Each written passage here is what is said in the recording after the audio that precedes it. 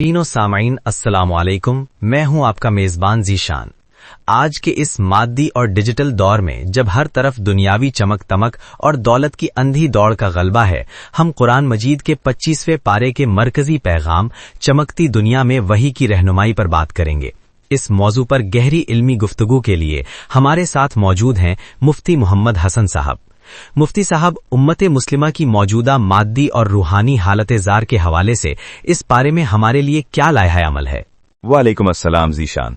अगर हम इस पारे का गहराई से मुताला करें तो सूरत-उज़्ज़ुख़्रुफ़ वाज़े करती है कि दुनिया का ये मालो मता और मादी चमक दमक अल्लाह के नज़दीक इंतहाई हकीर और फ़ानी है।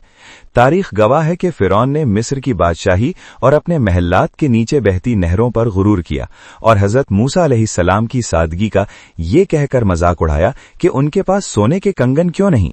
लेकिन आखिरकार अल्लाह ने उस मगरूर हुक्मरान को गर्क करके इबरत का निशान बना दिया। आज की उम्मत मुस्लिमा को ये समझना होगा कि मादी कामयाबी और सरवत हरगिज हिदायत की अलामत नहीं है। आज के दौर में असल रहनुमाई और कामयाबी सिर्फ वही की रोशनी में है।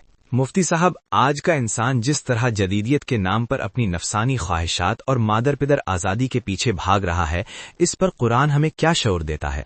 ज़ीशान, सूरतुल जासिया इस मसले की बेहतरीन असरी तदबीक करती है। इसमें उन लोगों की शदीद मुजम्मत की गई है जो अपनी नफसानी ख्वाहिशात यानी हवा को ही अपना खुदा यानी इलाह बना लेते हैं। जब इंसान अपनी ख्वाहिश को इलाह बनाता है तो वो अहकाम इलाही से बगावत करता है और उसका दीन वही बन जाता है जो उसका नफ्स चाहता है। इसका सबसे बड़ा नुकसान ये है कि इंसान रूहानी अंधे और बहरेपन का शिकार हो जाता है।